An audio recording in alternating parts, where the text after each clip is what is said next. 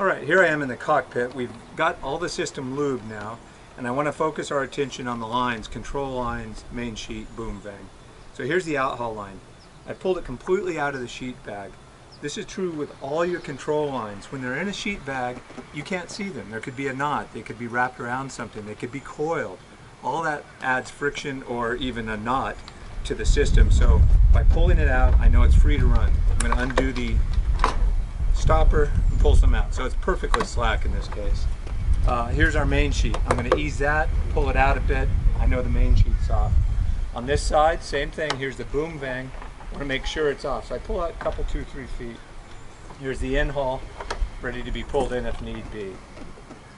All right, with those lines free, the system should work just fine. And it should be, you should be able to do this by hand.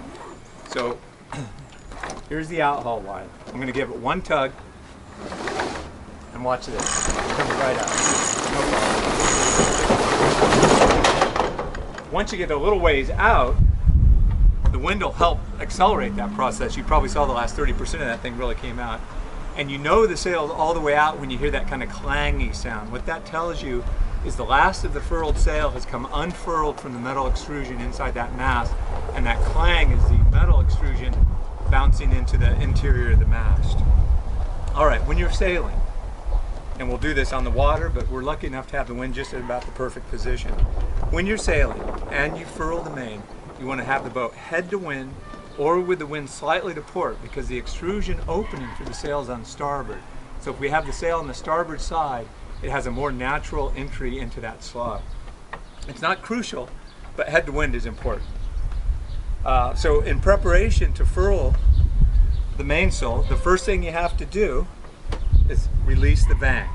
No vang tension, it has to be off.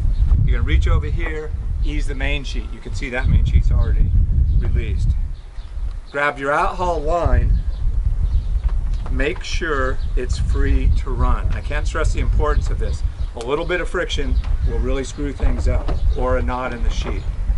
If I come over here, I grab the in-haul line, and I'm ready to furl. So here's my outhaul. I just release, and I take one big pull here, and it goes right in.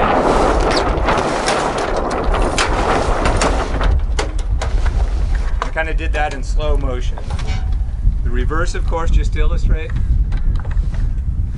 Big pull. Starts to come out. I can't even feel the batten going out. It's that easy. Once the wind gets into it, it'll come out on its own. I walk over here, look at that. We're perfectly head to wind. See how easy I can do this with one hand. It's that simple. I'm an old guy and I'm not that strong.